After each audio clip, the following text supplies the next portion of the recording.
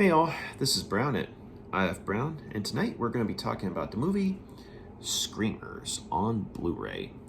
So Screamers came out in 1995 and it was directed by Duguay, and it was based on a short story by Phillip K. which was called Second Variety. So for those who don't know, Phillip K. is the gentleman who wrote the stories that the movies Blade Runner, Total Recall, Minority Report, and A Scanner Darkly were all based on. And even though I have not seen the TV show, Man in the High Castle was also based on his work. So when it comes to the field of science fiction, Phillip K. had a huge impact, and his influence can still be felt to this day.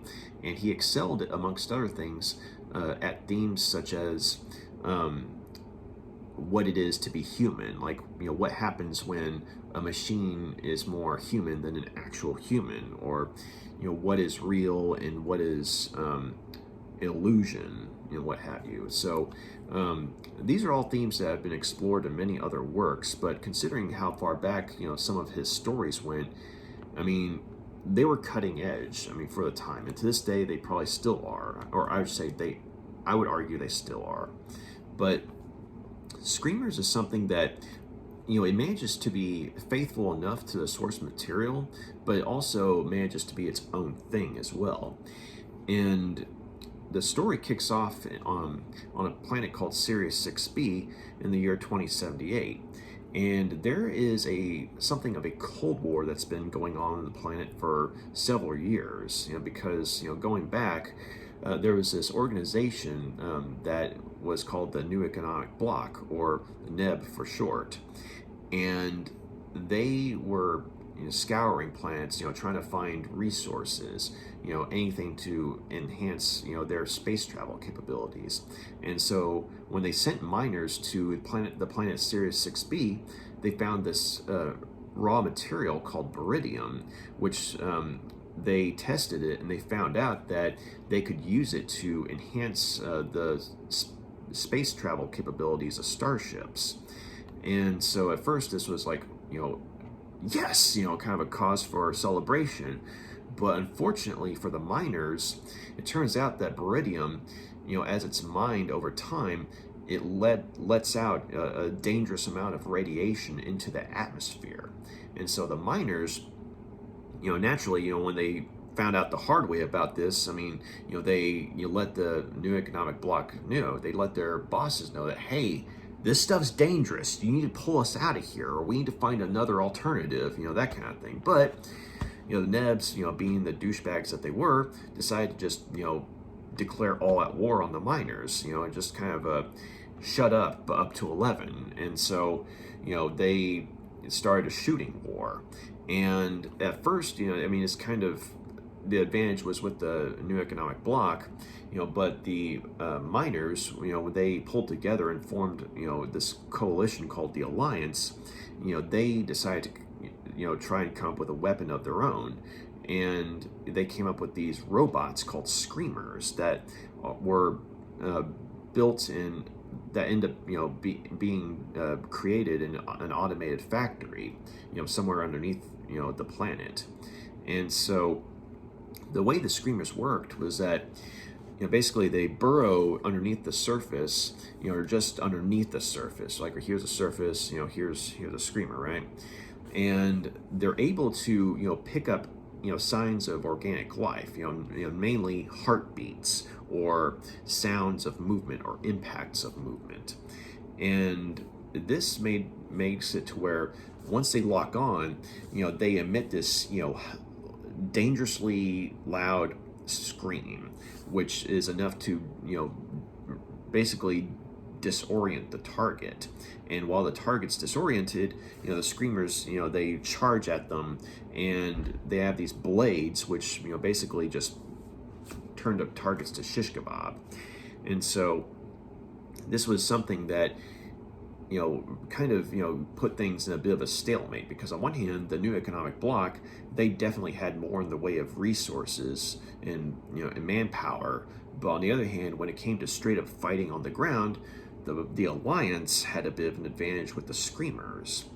And so since the Screamers were built in such a rushed and desperate situation and circumstance, the miners came up with a device called a tag, which it's sort of 50-50 in terms of its effectiveness, but when it works properly, if you're wearing a tag, it displays your heartbeat as out of sync. So basically, if a couple of screamers come up on you because maybe they're detecting signs of movement, if they come up on you and you're wearing a tag and it's working properly, it basically shows that you're dead. Like they're it's a flat line, that kind of thing. And so the screamers leave that person alone, but it's very iffy as to how effective it is, because bear in mind the screamers and the tags were thrown together in a very rushed circumstance, or they're thrown together in rushed circumstances in a very desperate situation too.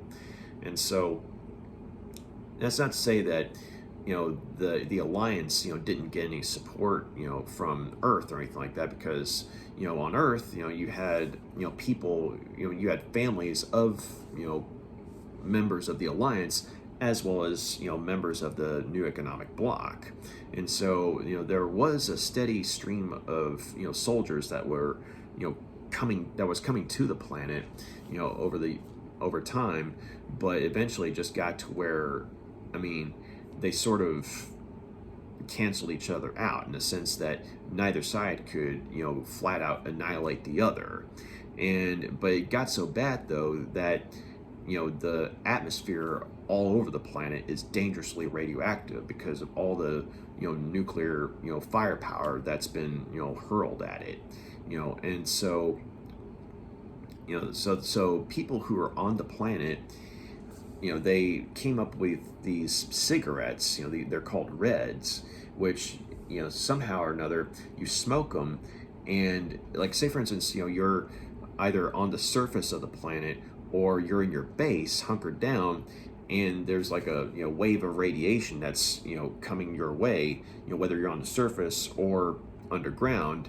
And so once that happens, like if it shows up on the scanners of whatever base you're on, you grab a Red and you light it up. And the crazy thing is, these are cigarettes, and so you're putting crap in your lungs, but the way the Reds are set up, they also cancel out the radiation. So it's kind of like you're screwed either way. So being on this planet, regardless of what side you're on, it's no picnic, and in a lot of ways it's hell.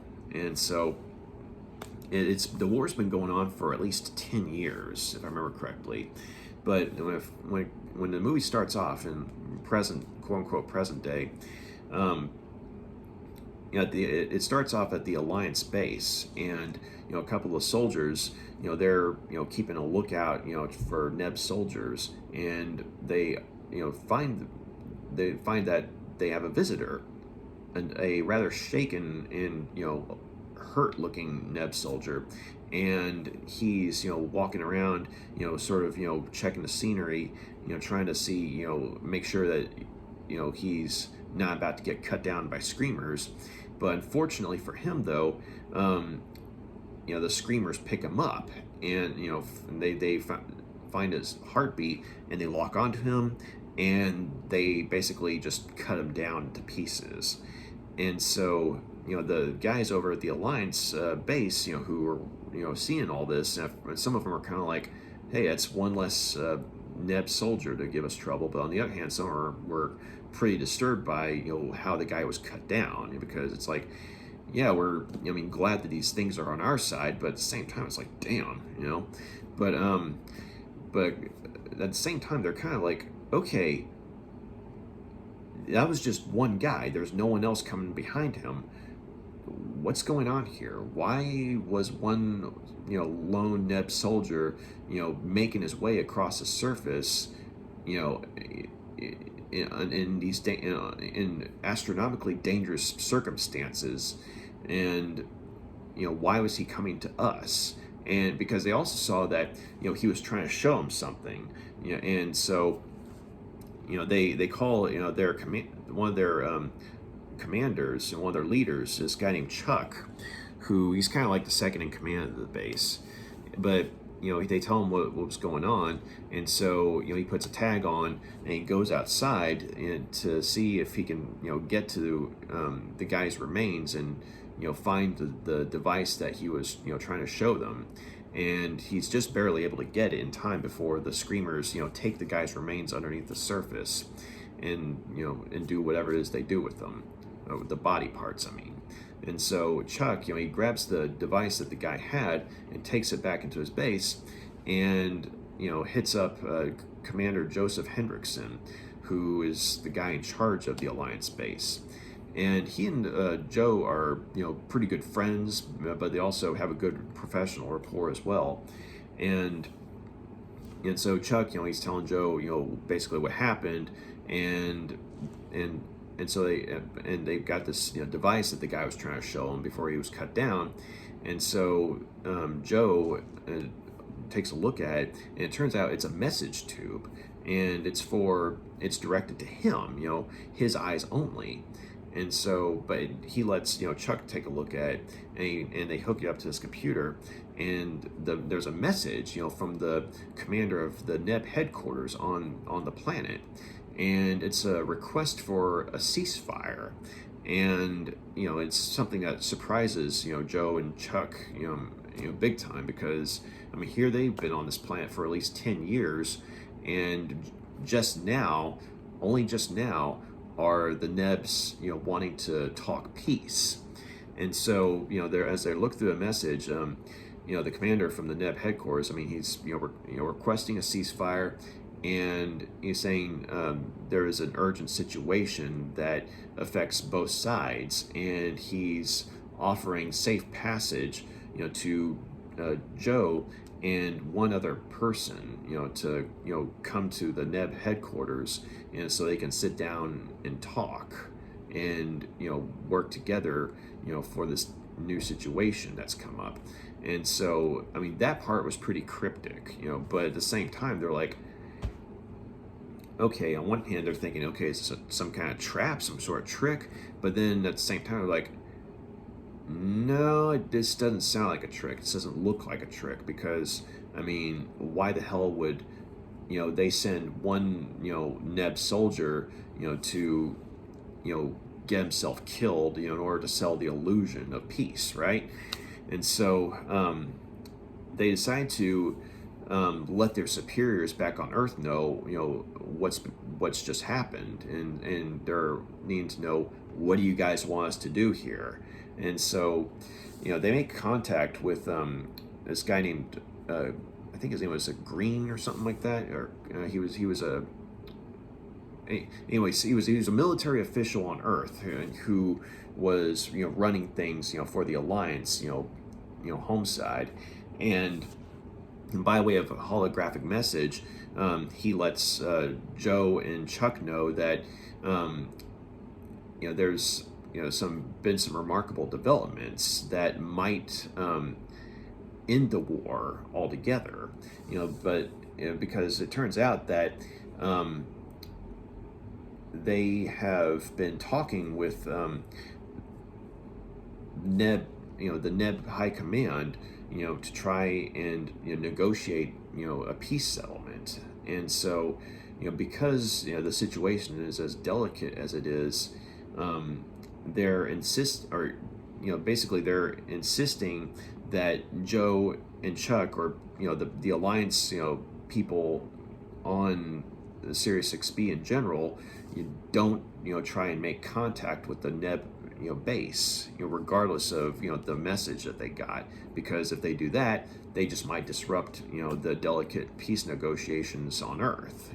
That's apparently been going on between the NEBs and the Alliance on Earth. And so once that's done, they're kind of like, okay, what the hell's going on here? Because on one hand, they're elated to find out that there's a very real chance that they could be all going home soon, both the NEBs and the Alliance. They could be finally getting off of this hellish world. But on the other hand, though, they're like, okay, yeah, I mean, that's good. That's good that that the higher ups are finally talking peace, but at the same time, what was it that the Neb commander on the other side of the planet? I mean, what was it that the Neb commander was wanting to talk to us about?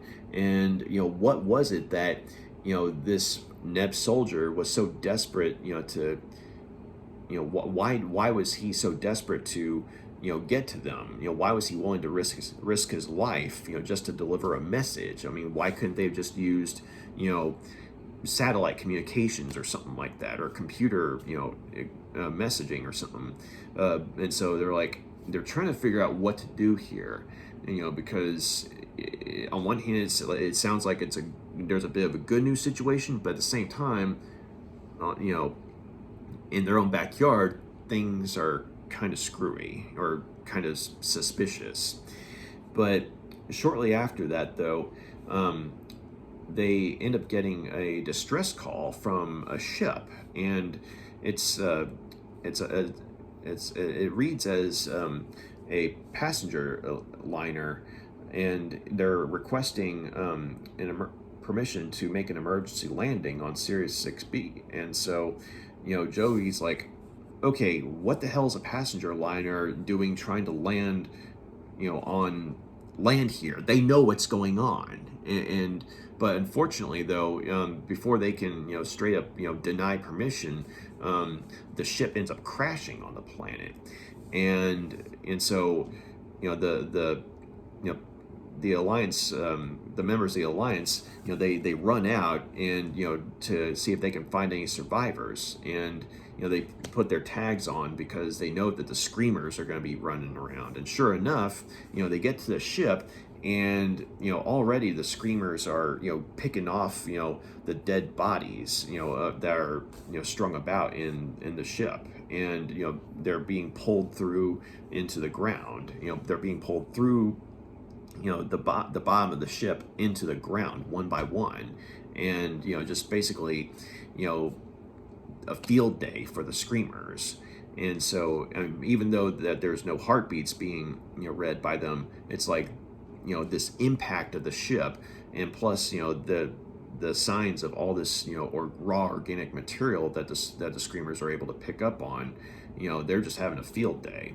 But the Alliance, the Alliance forces, though, they find one survivor, this young sniper named Ace, or Ace Jefferson, and they pull him back into the base, before he gets shish kebab because he doesn't have a tag on, and Joe actually manages to save his life because for whatever reason Ace thought it was worthwhile to run back into the ship and grab some equipment, including some headphones and a music player.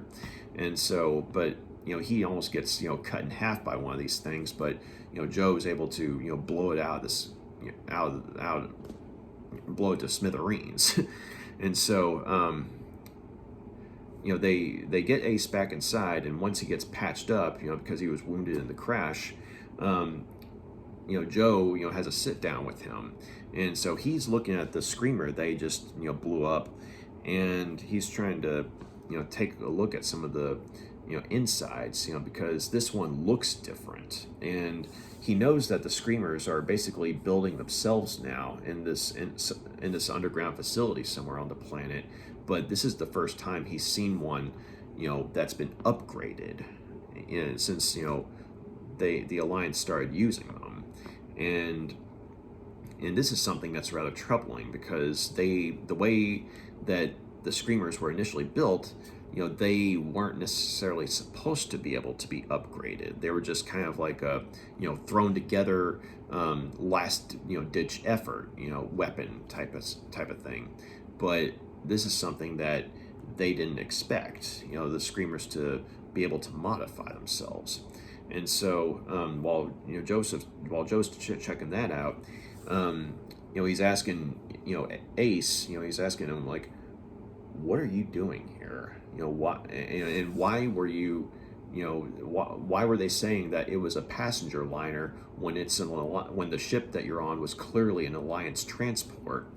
And the other thing is, they found all this high-tech weaponry, all this heavy grade military grade weaponry on the ship, and also, these weren't just civilian passengers; these were soldiers that were on the ship. And so Ace was the only survivor, but he's like, okay, what were you guys doing on the ship? I mean, why were y'all heading our way? And so Ace is telling him, is like, well, because they found baridium on another planet, and and they're sending us to go fight the Neb forces there. And so Joe's like, wait, what? Because that means that he and Chuck were basically lied to, by their high command, by their own commanders, by their own higher ups, because they were saying that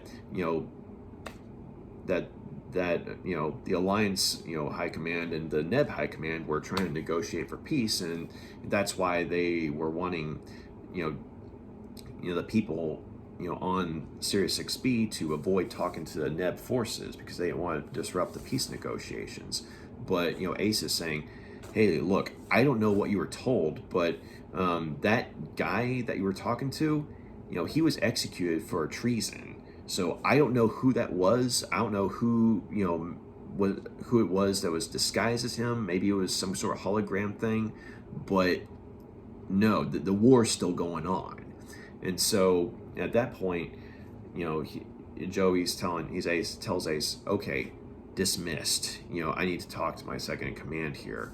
And so he gets with Chuck, and the two of them, they come to the conclusion that their own, high command has decided to just leave them to rot on the planet. Not just them, but the Neb high command has decided to leave their forces to rot as well. Because I mean, they've had this Cold War going on on the planet for so long, and so they can't just stop sending supplies to them, because they got people back at home. But at the same time, they're not just going to send ships to come take them home, because that would shake things up for this other shooting war they've got on this other planet, where they've also found baridium. And so at this point, they both come to the conclusion that, okay, we're being left out to rot, so we need to go ahead and make our own peace. And so Joe decides to go ahead and make a trip to the Neb headquarters and accept the Neb commander's request for peace talks. But instead of taking Chuck with him, he takes Ace with him. And because, I mean, on one hand, Ace is gun-ho enough to where he's wanted to kill some Neb soldiers, and so he's thinking, okay, you want to get your ass shot? Fine by me.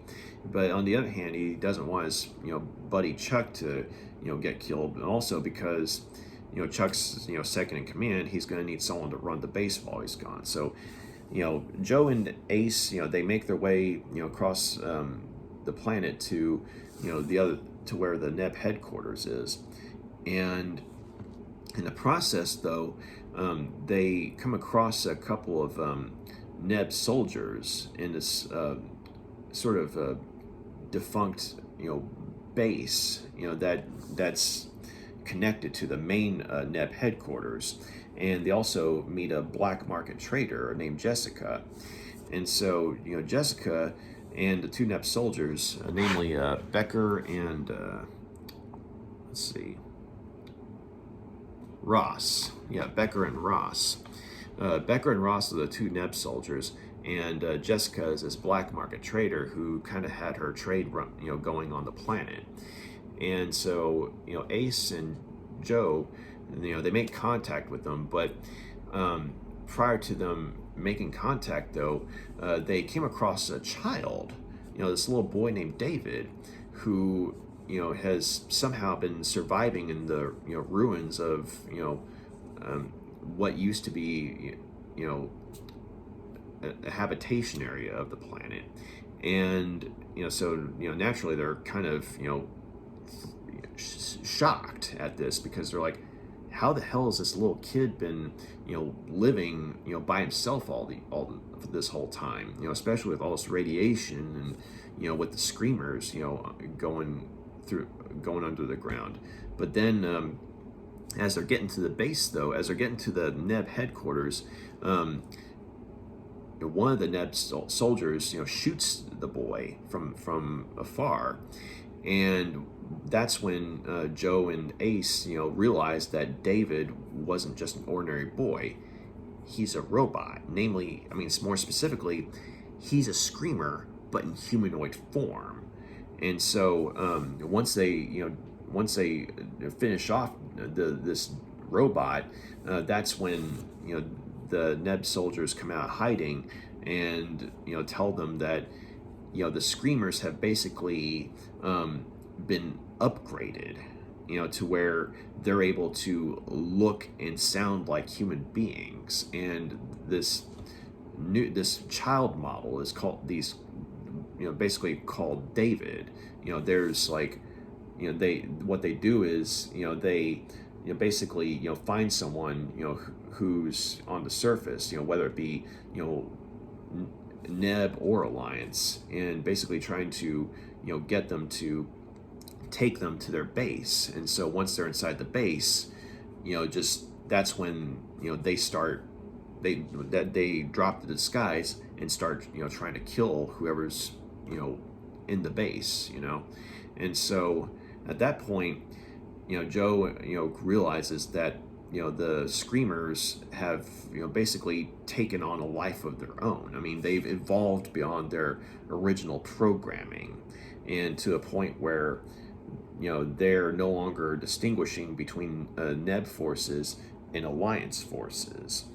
And so once they decide to work together to try and get to the Neb headquarters, which is not that much of a distance, they make some rather terrifying and alarming discoveries about the screamers, and just how far along they've come in terms of, say,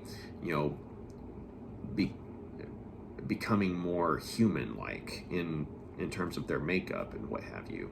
So Screamers is something that I've kind of had a soft spot for it, and even though it's not what I'd call a straight up good movie, there are enough positive things within the movie to where I would say it's definitely worth checking out for sure. But at the same time, you also kind of go away thinking about it in some ways, and because you look at the movie, it's on the surface it's just it's a B movie, right? Or it feels like a B movie. It looks and feels like a B movie in a lot of ways. But there are enough elements within the movie, like some intelligent elements within the script, as well as a strong lead performance by Peter Weller, to where you're like, you can look past the physical limitations of the movie and appreciate that there are bits of substance to the proceedings. And one of the things that I did appreciate about it was that while they did seem to struggle with trying to make a sort of I guess you could say a singular film, these elements that are separate that manage to poke through every now and then, they give you a glimpse of what the movie could have been, but and there's just enough focus on these elements to where you can appreciate the intelligence that's put behind that was trying to be put into the movie. But for one thing, another thing I appreciated about the movie is that there was a very cynical atmosphere, and in Philip K. Dick's stories, or I should say in a good portion of his stories, there tends to be a cynical atmosphere, and so that definitely went in line with the type of work he did. But Series 6B though, it's a hellhole. It looks kind of like something that you see pictures of buildings that have been destroyed in war and what have you, and it kind of looks like that. So the people who are in charge of production design did a pretty good job on making the planet look war torn, or the set designs they looked like they were on a war torn world. And also, the fact that that the radiation on the planet is so bad that they have to smoke a special type of cigarette just to cancel out the radiation, while also putting radiation in the lungs. I mean, this is not a happy movie, and it's not a happy place to be. But I like how you have when you see the members of the alliance that we see that we get some time with, you get the idea that they have more or less adapted to their hellish circumstances, and a lot of the time that we see them, they're kind of coping with it by way of dark humor. And so I do appreciate the fact that you have this sort of cynical element. Like, I mean, you have moments of humor, but at the same time, this is not a happy movie. And especially, I don't want to spoil it or anything like that, but the ending, though. Say what you will about the rest of the movie, but when it gets to the ending, though, it's kind of chilling. And it kind of goes along with the cynical and bleak atmosphere. So I gotta give him props on that part. But also I really liked Peter Weller as Commander Joseph Hendricksson. I thought that he did a really good job in the part. I mean, he looked the part of a war-weary commander, a guy who's been trying to hold things together for at least 10 years. And he just gives a very good performance as someone who, I mean, he just wants to go home, but at the same time he's been gone from home for so long that he's starting to forget things, and including things about his wife and what have you. And he does try to pass it off as a joke with Chuck, but at the same time it hurts him. And so and there's a nice little bit where he's talking with Chuck, who is also Chuck was also a good character. When we saw him, his character was portrayed by an actor named Ron White, and Ron and Peter Weller, they played very well off of each other. And there's a nice little bit where they're at this bar in at the Alliance bunker, and they're talking about what they want to do when they get back home. And this is before they realize that they've been screwed over by their own superiors. But it's a very organic conversation, and you really buy the fact that these two are not only comrades in arms but also friends. And so you get these little bits of pathos when Peter Weller, when he's playing Joe, and he's and Joe's talking about his missing his wife and what have you. Like, there's a very sad feeling to the scene. But also I liked how when you see Joe come to the realization that he and all the other people in the Alliance base on Sirius 6B have essentially been screwed over and left to die by their own bosses. There's a very good bit of acting on Peter Weller's part, because I mean it's just all the frustration, all the desperation, it just kind of reaches a point where it explodes with him. And that's when he just does a good job of channeling that, I thought. And also another bit about Ron White I liked in that particular scene is just there's just a deflation, because he was so hopeful that they'd be getting off of this world soon, but then to find out that your own bosses have fucked you over, or excuse me, screwed you over. Sorry about that. Yeah, it's something that felt very real. And it kind of made me think of stuff I've read about in real life military situations where say for instance there's a group of soldiers that are in enemy territory, and then for whatever reason their higher ups just leave them out to dry. And stuff like that happens more often than we'd like to think, regardless of what part of the world you're in. And so that bit I kind of liked seeing, because it felt like something that was close to home, as it were. Very relatable, and I guess from, say, a real world standpoint. And also I like the idea of the screamers, because of how they were put together, or I should say thrown together initially.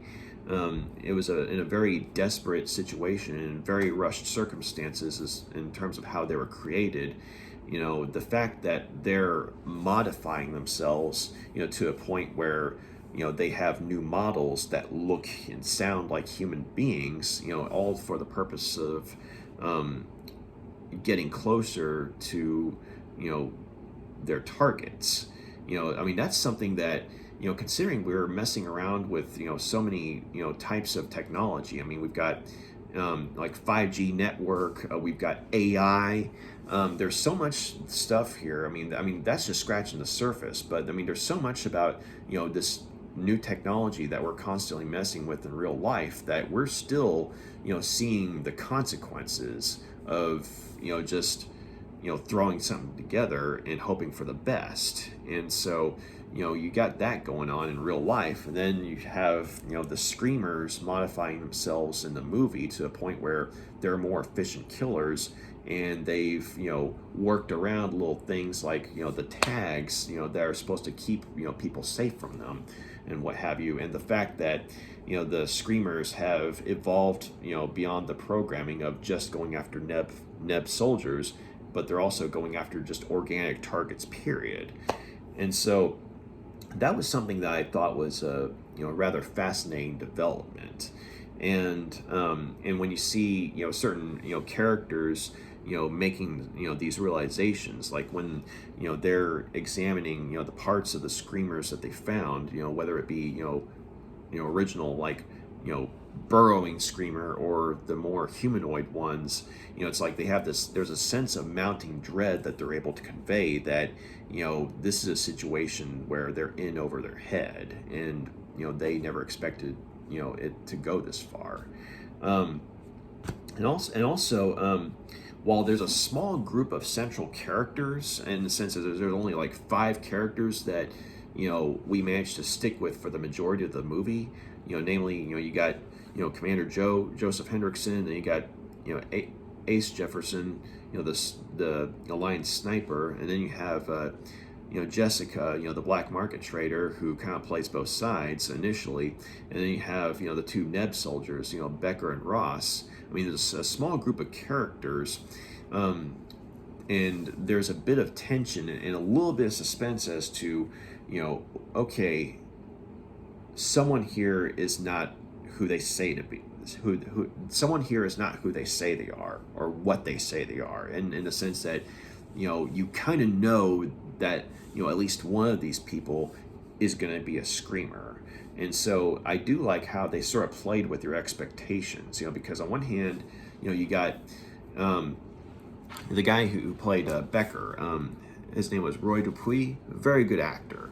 He kind of made me think of Wolverine, before Hugh Jackman played him. But he's the kind of guy who, he's very hostile, very cold and ruthless in terms of, say, how he treats other people. And so you're thinking, on one hand, is it him? But on the other hand, you also have Ross, who, he's a pretty frazzled, individual, but at the same time, he keeps repeating himself in certain ways. And so you're like, okay, is this like just a nervous stutter, or is this some type of screamer programming that they're trying to imitate humans, but they just keep saying the same thing over and over again, like a glitch or something. And so it's I do like how, you can tell at least one of them's going, or someone in the group is going to be a screamer. And then again, also, there is, at least there's at least one surprise, later on in the movie as to, which one of them, if not more of, if whether it's one or more of them, ended up being a screamer. I liked how they played with it, and so you can kind of predict it, but at the same time, it's done well enough to where you're like, you kind of want to see how that development comes out. But unfortunately, though, I feel like in some ways the movie is more complicated than it needed to be. Like, for example, the backstory, the way it's conveyed initially is like there's this, opening, narrative crawl, and there's this sort of mechanical sounding voice, reading off of what's being showing up on screen as far as the narration and what have you. And it's one of those plot devices that I felt like, you know, I think in some ways that might actually it might push some viewers away because it ended up giving away a lot of information that in some respects I felt like wasn't necessary to know. Like, for example, the whole backstory about how the shooting war started. I think a better way to have conveyed that was if, say, some of the characters themselves were talking about the situation. I mean, I think that's something where, the viewers, we as a viewer, or I should say, we as viewers, would be able to follow along a lot more easily, because the way it's, done at the beginning of the movie, it's kind of like droning on and on in a monotonous voice. And, by the time, the movie actually starts, you kind of forget about all that. I mean, yes, I mean, it happened and everything, but at the same time, like, there's not a lot of development, within the movie as far as that opening narration goes. I mean, yes, I mean the fact that the whole planet is basically a radioactive wasteland. I mean, that's something that, yes, I mean, came about because of events prior to the start of the movie. But like I said, I think that a much better way to have conveyed that was if, say, we got to be on the ground floor and have the characters talking about it, and it was like, okay, we learn as we go along, that kind of thing. That, I think, would have felt more organic, and maybe a little more relatable too. And also, the other thing is that while there are some suspenseful moments, for sure, and maybe one or two jump scares, the movie unfortunately tends to be kind of predictable in terms of, say, which characters end up being screamers all along, that kind of thing. And I hate to say that because it's like the main actors in the movie, like the main group that we spend the most amount of time with, the five characters. I mean, we don't get a whole lot of development, from characters, besides them, other than, say, Chuck. But these five characters, though, because it's such a small group, we're able to figure out which one of them, or which of them are most likely to be screamers. And so it's not a mark against the actors, because they all, I think, did a good job. But at the same time, because it's such a small group, it's sort of easy to figure out, that kind of thing. Also, I forgot to mention, Jennifer Rubin is the actress who plays Jessica, and I liked her character. I mean, she was someone who, I mean, she was very beautiful in the movie. She was very beautiful to look at, but I like how her aesthetic kind of keeps up with, the tone of the movie. Like, she's beautiful, but not like, say, supermodel beautiful, which is ironic because she actually was a model before being an actress. And so, I mean, she definitely has this, natural beauty about her within the movie, but at the same time, this beauty is something that's kind of rugged in some ways. And, so you buy the fact that, she's, been on this planet just as long as everyone else has, because it's like you see some of the other people and, they're, worn down and tired looking and what have you. And while Jessica is beautiful, I mean, at the same time, she, kind of conveys that, I'm in hell and I'm tired of it type of feel. But also, there are some very unexpected moments of pathos with her character. And so the way she interacts with some of the other characters in the group. And so like, for example, I mean, there's this nice little bit where once they get to the makeshift quarters or headquarters of where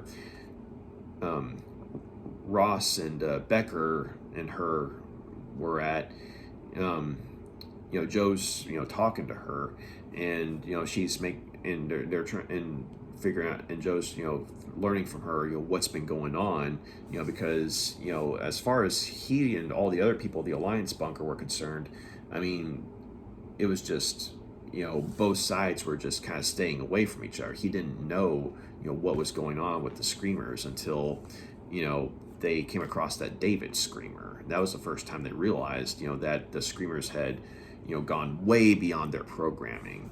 And so Jessica's telling him about how she and Ross and Becker, who were the only ones who managed to get away from the NEB headquarters. There's a rather eerie moment where she's telling Joe what she heard. Like, she heard that the sounds of the Screamers once they got into the NEB headquarters, and the sounds of everyone else screaming, and then eventually it all just became quiet, and there was just a smell of death. And it's a nice little bit of acting on Jennifer Rubin's part. And after, and she's telling him, she's telling Joe that she'll guide him along to the base, but in return she wants off of this planet. And she's asking him, can you help me with that? And so Joe's like, I mean, he ultimately agrees to do so, but as he's talking with her, he's looking at her, and he's just like, you're beautiful, and it's one of those moments where it's like, he goes from talking to her about the situation, and then just has a very unguarded moment where he's interacting with this beautiful woman, who's kind of like, for him, something out of a dream, and it's just one of those moments that kind of comes up unexpectedly, and it's like a nice little, I guess you could say, moment of happiness for him, just to come across someone like this. And there's a bit of vulnerability as far as how she takes it, so I liked their interaction with one another. I should say, sorry, I liked their interactions with one another. But also Andrew Lauer, he's the guy who plays Ace Jefferson. He was kind of annoying in some ways, but as the movie went on, he kind of grew on me, because initially he came across as a guy who, he kept on, making these jokes, or he kept on going on about some funny stuff that happened to him like a long time ago, and Joe kind of talks to him and tells him to shut up, and kind of speaking for the audience in some ways. But then as the movie goes on, he starts to feel more like a semi-realistic character, in a sense that he gets more worked up and freaked out as the situation gets more and more dire, and it was interesting seeing his interactions with the other NEB soldiers, because they're on enemy sides and everything, but because of how bad the situation's gotten, so they kind of become unlikely friends, and in some strange way. So like, especially he and Becker, and Roy Dupuis, he has this sort of eerie habit of quoting from Shakespeare, and just to sort of relate how he's feeling about their dire situation, and so he and Ace actually, or Roy Dupuis and Andrew Lauer, they actually play very well off of each other, because, like I said, there's that sort of unlikely friendship that sort of strikes up. But and even him and Ross as well. And Ross was played by Charles Edwin Powell, and excuse me, of the 5 members of that group, he's the one I think who has the least amount to do.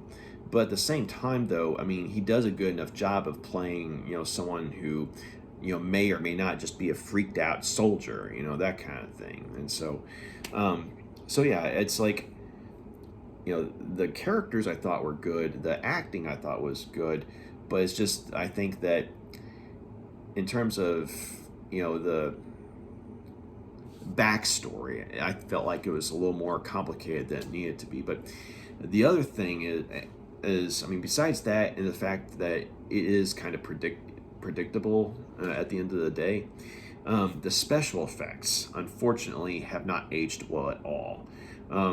Because the screamers, like when you see them, like say for instance, if they're, say one of them's destroyed and a character's looking at it, I mean the screamers, I mean they look interesting, but then when you see them on screen, like when they're moving around and what have you, it looks very cheesy. And I don't remember how much of it was CGI or early CGI and how much of it was animatronic, but let's just put it this way. When special effects from certain 80s movies look better than special effects from something from the 90s, the 90s movie has not aged well. And so I mean, there is a moment or two where you get a moment in terms of special effects. Like for example, I mean, there's a really spooky scene where the group's trying to hightail it out of the NEB headquarters. When they make a very gruesome and terrifying discovery about what happened to all the NEB soldiers, and Joe ends up coming across a David model, and and the David model, I mean, he has this thing where he's like, the David models have this sort of almost like a catchphrase. It's like, "Can I come with you?" Like a little kid, because they're supposed to be disguised as little kids, and but one of them comes up on Joe and says that, and and Joe turns around, and as the David model's coming up on him, you see his face just sort of morph. And I mean, it looks like something from, say, Mortal Kombat or something like the 90s Mortal Kombat movie, but at the same time though, it is kind of like a damn moment, because you see the kid's eyes turn just straight metallic white, and then his jaws just go like that, and you see like another set of jaws come down and up, and it's like shark teeth almost. And it was a very startling moment, and for the time it was a pretty good special effects moment, but that was kind of an exception to the rule, because just about all the other effects looked very cheesy. I don't remember how much this movie cost to make, but it was one of those things where it's like you see the production design of the movie, like of the war-torn planet, and that looks good. But then when it came to the actual special effects for the screamers, they, with the exception of that scene, the special effects have not aged well. And I mean, and there is a shot at the end of the movie involving a spaceship, which actually does look pretty cool. I mean, it looks like, say, something from, I don't know, maybe a PS 1 or 2, but it still looks cool for the time. And so, but other than those two moments though, the special effects really are not that good. And so you have these moments where, case in point, at the very beginning of the movie, when that one NEB soldier ends up getting shish kebabbed by the screamers, I mean, the special effects look very cheesy, very cheap. And so what's supposed to be a horrifying situation just ends up being kind of a strangely funny situation for the audience, because you see the members of you see the Alliance soldiers who are watching this happen. You see them reacting in like in a horrified manner, but then you see the actual process of how the guys being taken down by the screamers, and it just looks very cheesy. And so it's kind of funny, because you're seeing the cheesy special effects, but then you see you see the Alliance soldiers freaking out, and it's kind of like, if the special effects had been better, then their reactions would have gone better with that. But instead, it's one of those moments that's unintentionally funny, that kind of thing. And there are other moments where it's like, when you see, like, say, a massive army of humanoid screamers coming at the main characters towards the climax of the movie. I mean, from a like when it's focusing on say from, say, looking at things from a distance, I mean, yeah, it's a creepy shot. But then when you see like close-ups of the screamers, it just looks kind of fake, and especially considering that they all look the same, but so you have so you occasionally have moments that are supposed to be intense, ultimately ended up looking cheesy and in some ways kind of funny, which unfortunately kind of took me out of the movie in some ways. But that being said, though, I mean, I do appreciate the fact that cheesiness aside, in terms of the tone of the movie, they managed to stay consistent in terms of, say, how bleak and cynical the atmosphere is. And like as I mentioned earlier, the ending, it's not a happy ending. So I did appreciate that about the movie. But yeah, so I'm going to go ahead and give Screamers 3 out of 5 stars.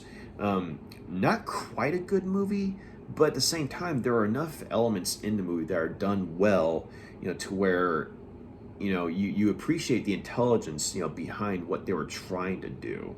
And also the fact that you've got a screenplay that was put together by Dan O'Bannon, he who amongst other things came up with the screenplay for Alien. You got him on the screenplay, and then you also have Miguel Tejada Flores, who did some touch-ups on the screenplay to make it more updated, I believe.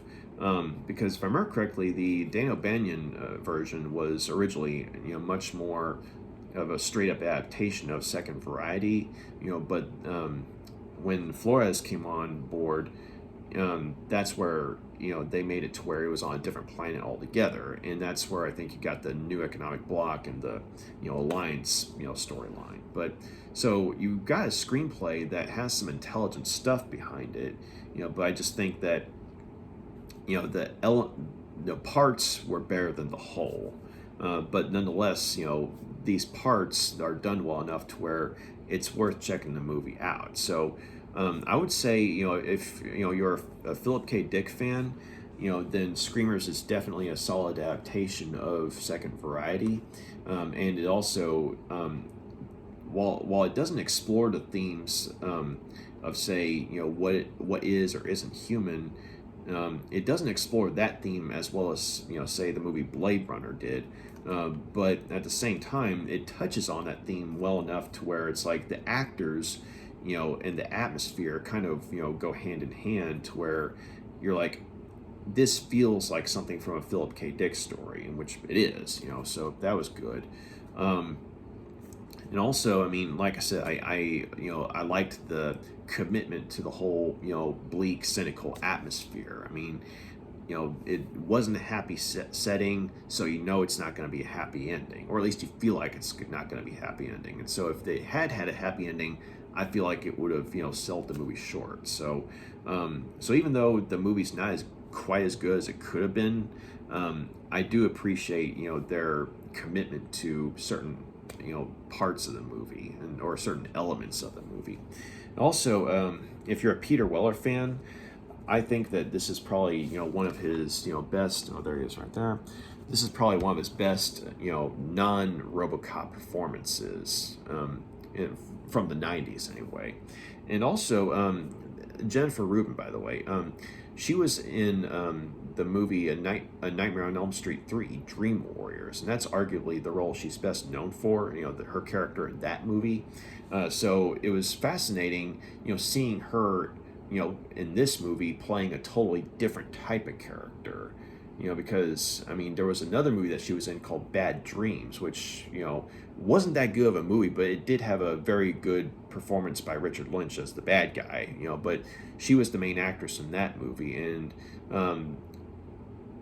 the main thing with her was that it was kind of a rip-off of A Nightmare on Elm Street, and so it's like they mainly got her because she had a bit of recognition from that Dream Warriors movie. But at the same time, she didn't really seem to distinguish herself in that movie.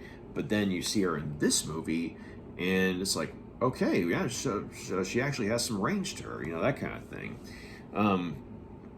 Also, Roy Dupuis.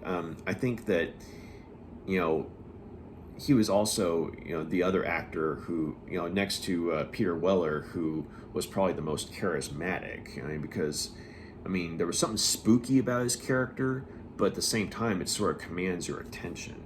And he's also someone who has worked with Christian Duguay, the director, quite a bit in other movies. So yeah, yeah. Like I said, I mean, there's definitely some neat things about the movie, and I think that if they were to remake this movie, or maybe I mean, if not as a straight up, another movie, but maybe as a mini series, I think that they, could probably, come up with something that was actually good as opposed to just decent, But as it is, 3 out of 5 stars.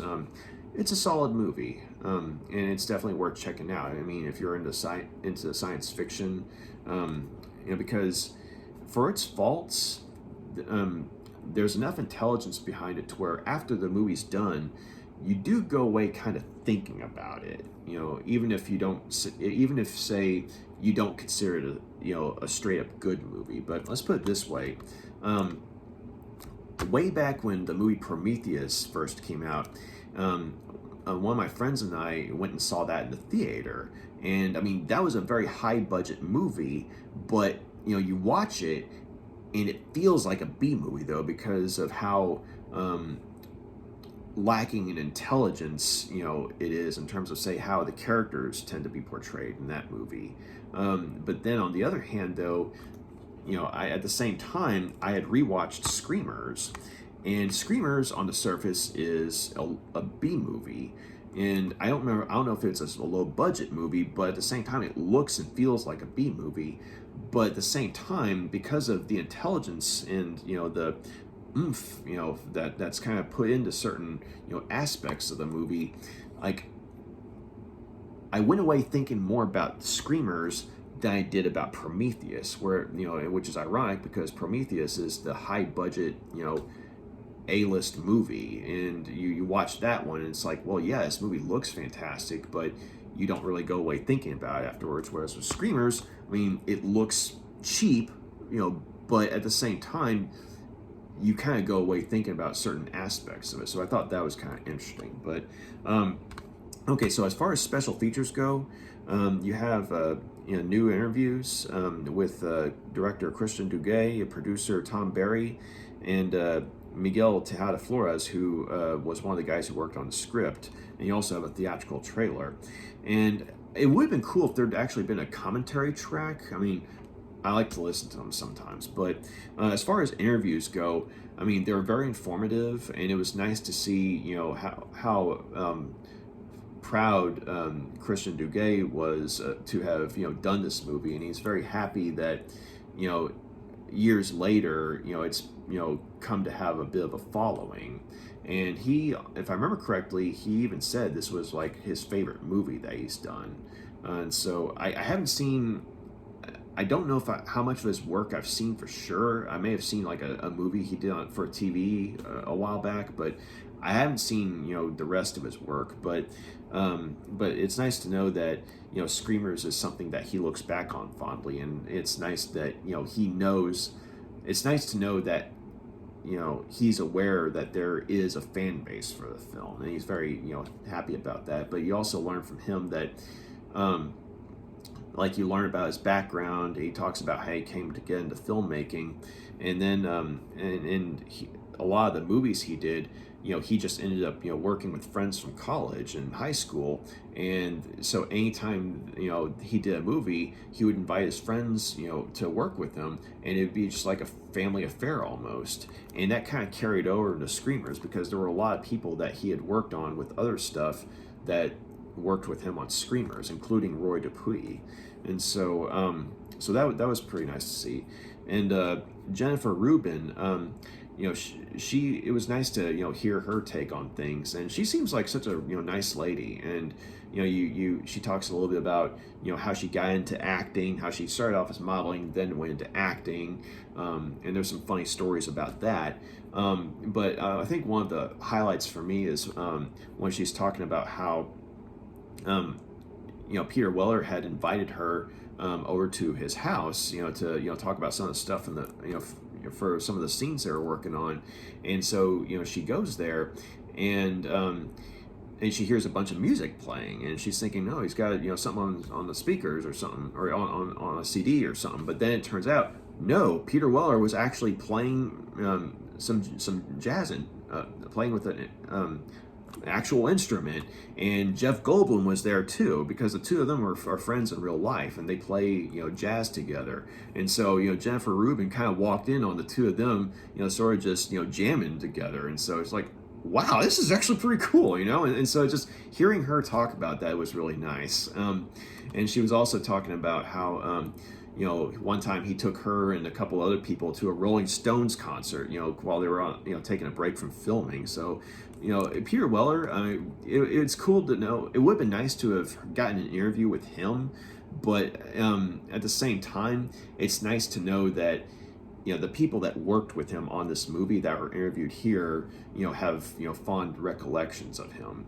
And so and something else that kind of came up in one of the other interviews, I think, was that in some of the scenes where there was like a lot of gunfire going on, like say when the group's taking on a whole horde of screamers, with all the gunplay and what have you, Peter Weller, like he would have had these headphones on, and he would be listening to Soundgarden just to kind of relax while all this gunplay is going on. So I thought that was kind of like a nice little tidbit there. But yeah, so you definitely learned some stuff about the making of the movie, as well as how certain people came to be involved with the movie and how they sort of look back on it years later.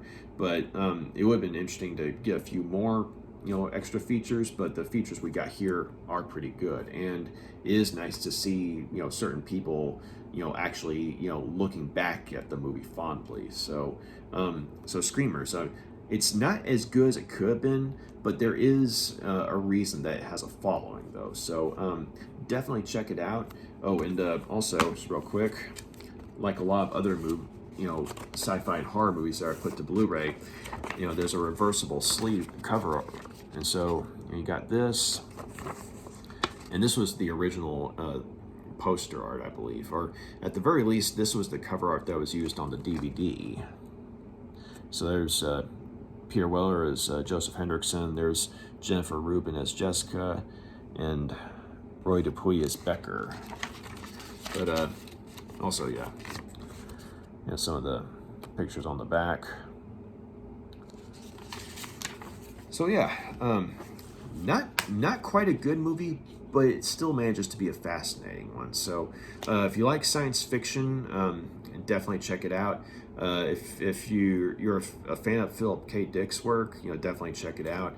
And if you like Peter Weller, check it out. So thank you very much for taking the time to check out my review. You got any questions, comments, anything I missed about the movie, please drop a line and let me know. But hope you all have a good weekend. Try and stay safe out there. This heat is killer. But y'all stay safe. Bye.